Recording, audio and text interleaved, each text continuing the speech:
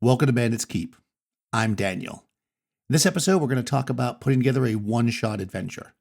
I've run tons of one-shots in my time. I run them at conventions, which by their nature need to be one-shots, and I really enjoy them. While I do think that D&D shines oftentimes as a campaign with an ongoing storyline, there can be a lot of fun in putting together a one-shot.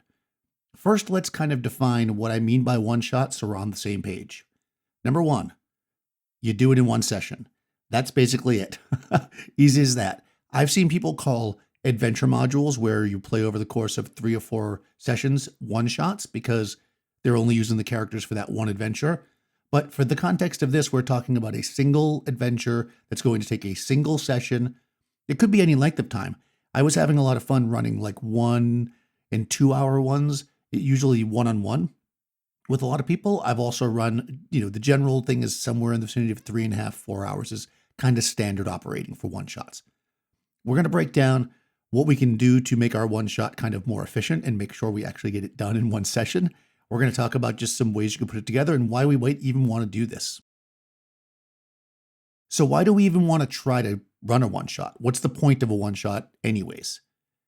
There's a few different reasons why you might want to do this. One of the simplest is that you just want to try a new system. I've found it's much easier to get players to try something like a new system if they know they're just going to be playing it for the one night.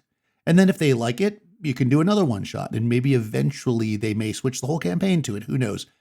But to approach your group and say, hey, we've been running this system for a long time and you love it, but I just want to switch to this one and we're going to run a 2-year campaign. That's a little harder to do. Reason number 2, you have new players. New players who have never played any role-playing game, or possibly new players who have never played the game that you play regularly in your campaign. You could do 1 or 2 one-shots with them, and I say 1 or 2 because they should be self-contained, to figure out a few things. Number 1, teach them the game. Number 2, possibly get them acquainted with your group and see if it's a good fit. And number 3, see if they like it, right? So that they don't feel committed. They tell you they're going to play every week, and they realize they don't love the game. That can be a little awkward where they're like, oh, thanks for inviting me in, but this isn't for me. Whereas if you run a one-shot, they enjoy it, they don't enjoy it, doesn't matter, it's self-contained, it's done. The final reason I'm going to talk about, and the reason why I run most of my one-shots, is you just have a very specific idea. It doesn't fit into the campaign you're running. It might be a different system, but not necessarily a different system that you haven't run before. You might have a sci-fi idea, but you're normally running fantasy. You may have a low magic sword and sorcery idea when you're used to playing something in a high fantasy world, right? You can do all these different ideas and just sit down one session and play with your players to try something new. What I've found personally works best with one-shots is to start with a theme or idea. As I said, the vast majority of my one-shots that I run are because I have a single idea.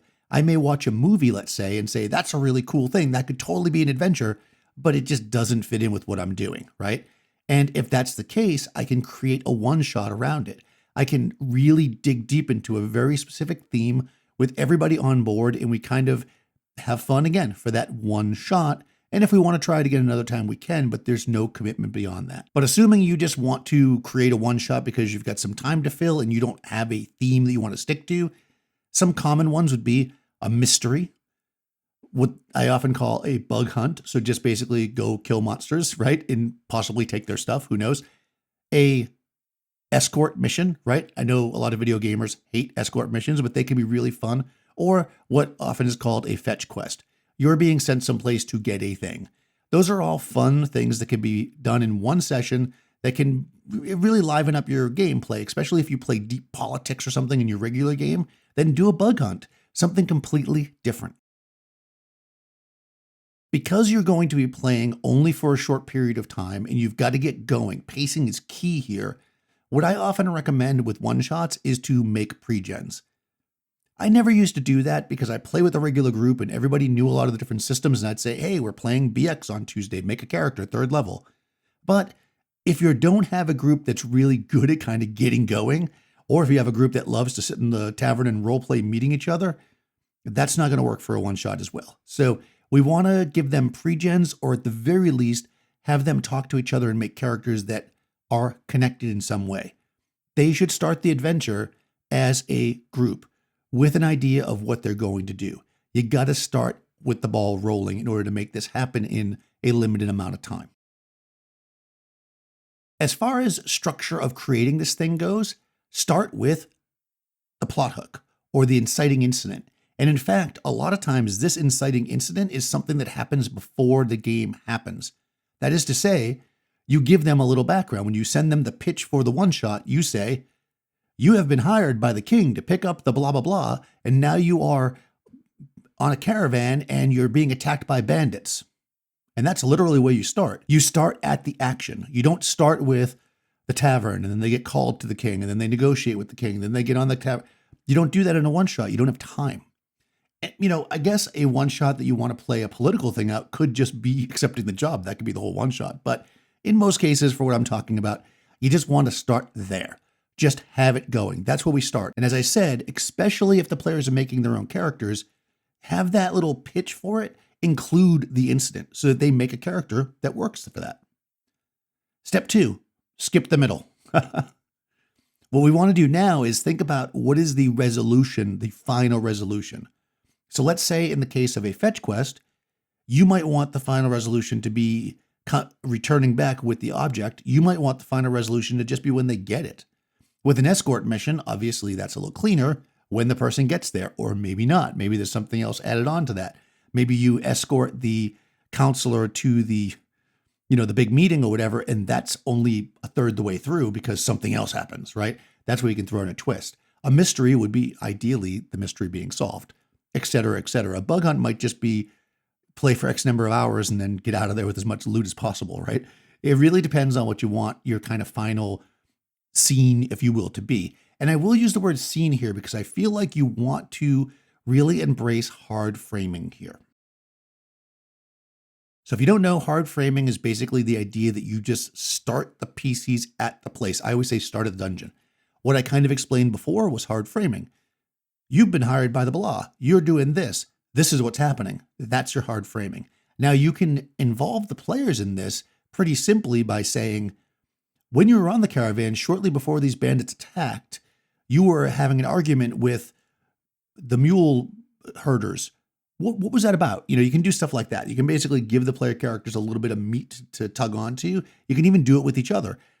Hey, before you, on the way to the dungeon, this player character broke one of your pieces of gear. Which one was it and why? You can do stuff like that if you want to create little tensions. But basically, let everybody set their character up. Let them do an introduction, but in the moment, and then get going. So for the rest of the adventure, you can also use the hard framing. If the characters need to go from point A to point B, and there's really nothing you have to worry about in between, then you can just frame them in, frame them out. Okay, you get on the boat to go to the other continent. 2 weeks pass, nothing happens on the boat, you're there. You might want to give them, a minute or two to say, hey, was there anything you wanted to do on the boat that was important and relevant to this thing? Although sometimes with some players, they will stretch and try to find something, even though there doesn't need to be something. This happens a lot with players who aren't used to one-shots or ones that come from systems where they want to use every one of their moves all the time. So if you have players like that, maybe you don't do that on every single cut, right? But if you have players that can throw together a sentence or two and keep it going, then that's fine. And it keeps, again, their interaction in the story. All right, here we go. Let's jump to the middle. Now the middle is all the stuff that gets you from that first incident to the end. And that will vary depending on what you're doing. In your bug hunt monster fight, it might just be enemies and a maze, a dungeon perhaps, or maybe it's in the jungle. Whatever it is, you're going to need maps, you're going to need monsters, you might need treasure. That's basically your bug hunt. Mystery, you're going to know what happened. I made a video about mysteries. In a mystery, you're going to need to know what the mystery is and start putting together clues.